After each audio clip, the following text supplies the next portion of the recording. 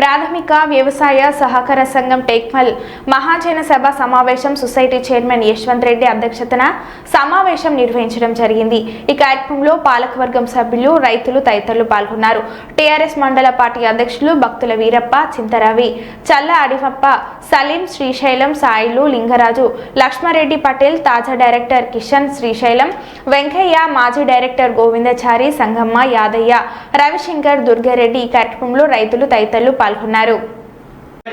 ఉద్దేశంతో స్టార్టింగ్ నేను మొదటిసారిగా ఒక ఆఫీస్ లేకుండే ఒక ఆఫీస్ కట్టాలి మరి అనే ఉద్దేశంతో టేక్మాల్ టౌన్లో మరి అక్కడ ఉన్న అప్పుడెప్పుడో నేను 1966-67లో కట్టబడిన ఆఫీసు శిథిలావస్థలో ఉంటే దాన్ని నేను హెడ్ ఆఫీస్కు లెటర్ పెట్టి నాకు కొత్త బిల్డింగ్ కావాలని చెప్పి 12,15,000 రూపాయలకు ఎస్టిమేషన్ లాస్ట్తో నేను అప్లికేషన్ పెట్టుకోవడం ప్రాబ్లం ఉండే అది ఇంచుమించు 12 లక్షలు 15 లక్షలు మన కొత్త బిల్డింగ్ టోటల్గా 27 లక్షలతో మనం 12 లక్షలే లోన్ తీసుకున్నాం।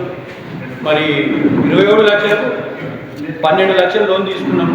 మిగతా డబ్బులు మనం సొసైటీ ద్వారా ప్యాడీ బిల్డింగ్ చేసి బ్యాంకు తేవడం జరిగింది।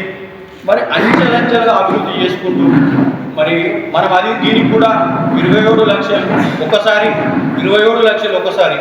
54 లక్షలు బ్యాంకు నుంచి తీసుకొని మిగతా డబ్బులు మనం ప్యాడీ బిజినెస్ చేసి వచ్చిన దాంట్లో ఒకటి మనం దీనికి తీసుకొని డెవలప్మెంట్ చేసుకుంటూ రావడం జరిగింది।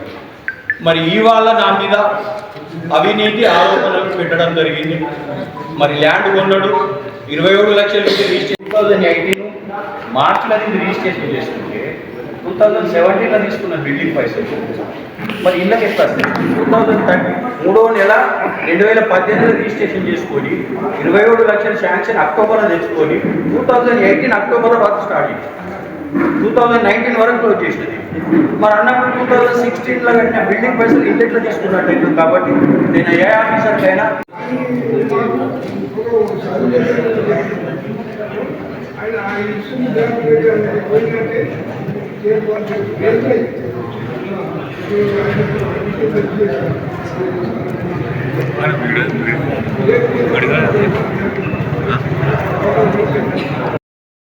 లేదు, ఏ రైతు కూడా కాంప్లైంట్ ఇవ్వలేదు।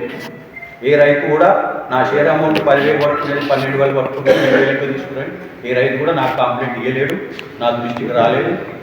మరి మేము ఇప్పటి వరకు అయితే నేను ఎక్కడ అవకాశం చెప్పుకుంటూ మరి మీరందరూ కూడా నాకు సహకరించిన నా పాత డైరెక్టర్ అందరికీ పేరు పేరున మా వైస్ చైర్మన్ అమ్మగారికి మరి అప్పుడు కూడా నేను ఏదేమి చేసిన ఏ ఒక్కరోజు కూడా నాకు ఒక డైరెక్టర్తో ఇలాంటి ప్రాబ్లం రాలేదు।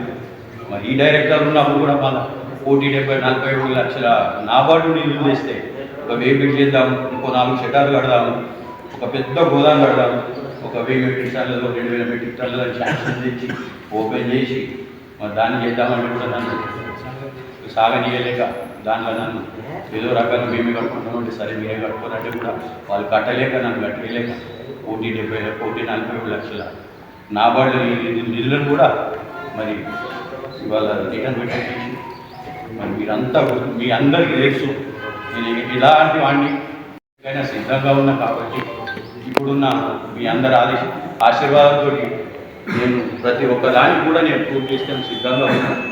మరియు మీ అందరి సహాయ సహకారాలు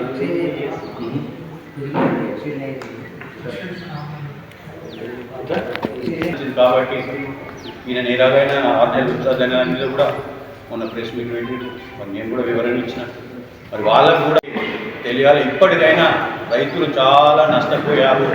9 నెలల నుంచి ఒక లోడ్ ఇవ్వలేని పరిస్థితి। మొన్న 47 మందికి మన ప్రాబ్లం మాకైతే కూడా రిన్వల్ చేయలేని పరిస్థితి। ఈ మార్చి 31 వరకు 51% రాకపోతే నెక్స్ట్ ఇయర్ మనకు ఒక 100 రూపాయలు కూడా హెడ్ ఆఫీస్ నుంచి రాలేని పరిస్థితి।